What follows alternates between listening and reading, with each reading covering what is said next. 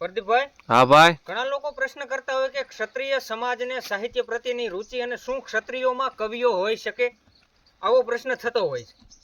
એટલે એ લોકોને મારે જણાવવાનું છે કે ક્ષત્રિયોમાં આજકાલ મંચ ઉપર તો નહીં પણ આદિ અનાદિકાળથી, આજકાલ નહીં, આદિ અનાદિકાળથી ક્ષત્રિયમાં કવિઓ થતા આવ્યા છે અને થતા રહ્યા છે.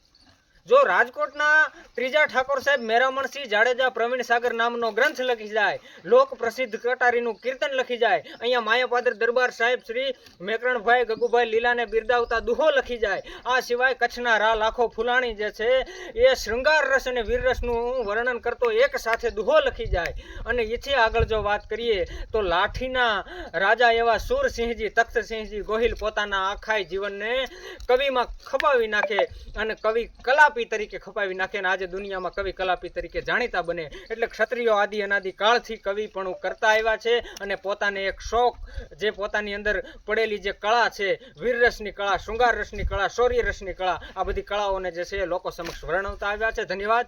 રામ રામ.